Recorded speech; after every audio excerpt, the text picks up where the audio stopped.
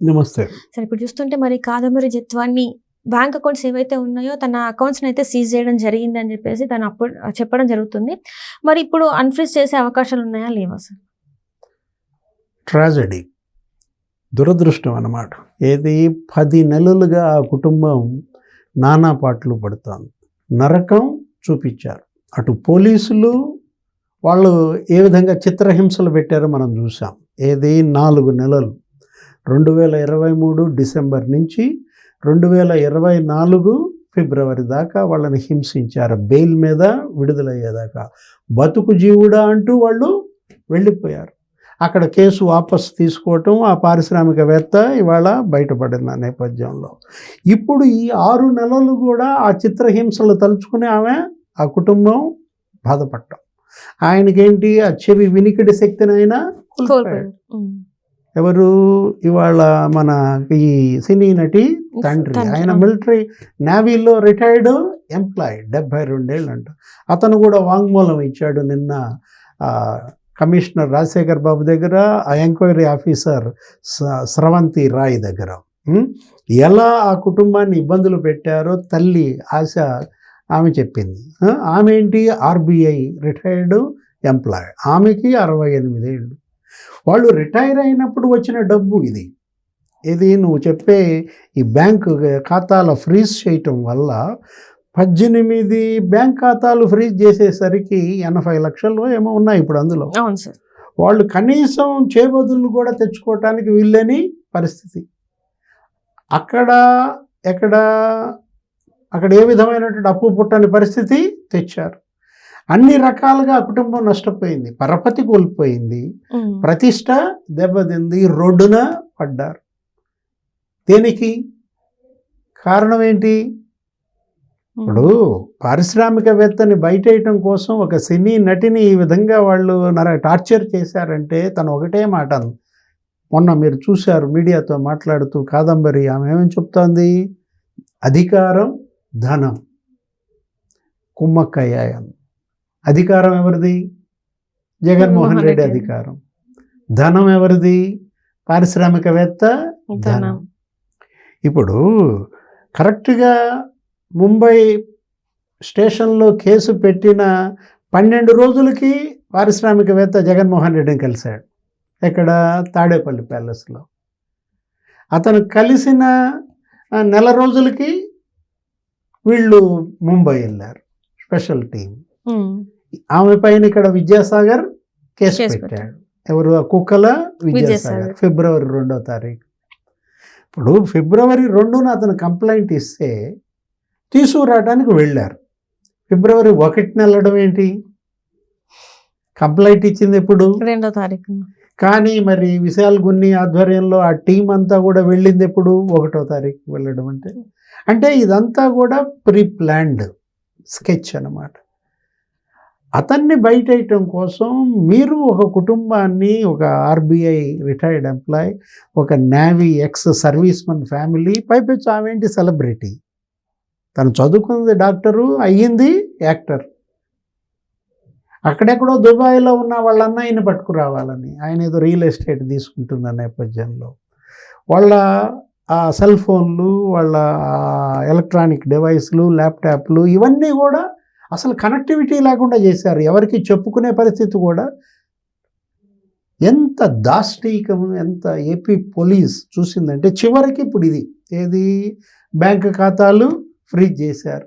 అంటే బెయిల్పై విడుదలయ్యి వెళ్ళిపోయిన తర్వాత కూడా ఆ కుటుంబాన్ని కుదురుగా ఉండనీయకుండా, కనీసం వాళ్ళ యొక్క వాడకానికి డబ్బులు లేకుండా తనే చెప్పింది. అసలు వాళ్ళని లిఫ్ట్ చేసి తీసుకొచ్చేటప్పుడు ఒక జత బట్టలు కూడా పెట్టుకొని లేదని, అసలు కోర్టుకి నేను చెప్పులు లేకుండా వెళ్ళాల్సిన పరిస్థితి వచ్చిందని వాళ్ళు వాపోయారంటే, పైపెచ్చు వీళ్ళు వెళ్ళిందంతా, వీళ్ళు బస్ చేసింది ఎక్కడ? ముంబైలో లగ్జరీ హోటల్ అంట. వాళ్ళ ఇంటికి వెళ్ళింది, తీసుకొచ్చింది లగ్జరీ కారుల్లో అంట. పోలీస్ వీళ్ళకి ఆ లగ్జరీ హోటల్ బుక్ చేసింది ఎవరు? ఆ లగ్జరీ కార్లు ఎవరై? అంటే ఈ మొత్తానికి కావలసిన ఇంధనం సమకూర్చింది, అదే ధనం, పారిశ్రామికవేత్త. అధికారం ధనం గనక కుమ్మక్కైతే ఆంధ్రప్రదేశ్లో ఒక కుటుంబం పడినటువంటి టార్చర్ ఒక క్లాసికల్ ఎగ్జాంపుల్ ఇది. ఇప్పుడైనా నిన్న చూపించారంట స్రవంతి రాయ్, రాజశేఖర్ బాబు, ఇవి మీ అకౌంట్స్ అయినా అవునా కాదా అని అడిగారంట. బ్యాంక్ అకౌంట్స్ మావేనని వాళ్ళు చెప్పారు. ఎంత అమౌంట్స్ ఉన్నాయి ఏంటో చూసుకున్నారు. 18 ఖాతాల్లో 80 లక్షలు అడిగారంట. ఇప్పటికన్నా వాటిని మరి అన్ఫ్రీజ్ చెయ్యండి, ఇప్పుడు వాటిని ఉపయోగించుకోవాలన్నా మేము మా పరిస్థితి ఇలా ఉందంటే ఒక లెటర్ ఇవ్వండి, మేము బ్యాంకర్స్కి లెటర్స్ రాస్తాం, మరి ఈరోజు రాసి ఉంటారు, బహుశా ఇవాళ అన్ఫ్రీజ్ చేసి ఉంటారు. కొంతవరకు ఊరట ఆ కుటుంబానికి. కానీ దోషులకు కఠిన శిక్షలు పడాలి. ట్రెస్పాసర్ షుడ్ బి ప్రాసిక్యూటెడ్. హద్దు మీరిన వాళ్ళు శిక్షింపబడాలి. ఎవరైతే ఐపీఎస్ల ఇన్వాల్వ్మెంట్ ఉందో ఈ కేసులో, ఇంటెలిజెన్స్ ఆయన ముందే అక్కడ రెక్కీ చేశారని పిఎస్ఆర్ ఆంజనేయుల పైన ఆరోపణలు, ఆ తర్వాత ఆ కాంతి రాణా టాటా స్పష్టంగా బాధితురాలు ఆయన పేరు ప్రస్తావించి మరీ చెప్పింది. ఆయనే తన పైన తప్పుడు కేసు పెట్టించారు అప్పటి కమిషనర్ కాంతి రాణా టాటా అని. అతని పైన చర్యలు. అసలు వెళ్ళింది ఎవరు? విశాల్ గున్ని ఆధ్వర్యంలో 15 మంది బృందం వెళ్ళారని. వీటన్నిటి వెనుక అప్పటి డీజీపీ హస్తం ఉందంటున్నారు. లేటెస్ట్గా ఆ పేర్లు కాకుండా నీకు కసిరెడ్డి రాజేంద్రనాథ్ రెడ్డి పేరు వచ్చింది. కసిరెడ్డి రాజేంద్రనాథ్ రెడ్డి ఆదేశాల మేరకే ఒక 2 కర్కోటక పోలీస్ ఆఫీసర్లు ఆమెని నరకం చూపించారని, చిత్రహింసలు పెట్టారని, కస్టడీలో వీటీపీఎస్లో ఉంచిన నిర్బంధంలో కావచ్చు, ఆ గెస్ట్ హౌస్లో, కమాండ్ కంట్రోల్ రూమ్లో కావచ్చు, రోజు సాయంత్రం 7 గంటలకు వచ్చేవాళ్ళని, రాత్రి 1 గంట దాకా ఆమెకి నరకం చూపించారని తను అంటోంది. ఏమని? తన అసభ్య ఫోటోలు తీశారని, వీడియోలు తీశారని.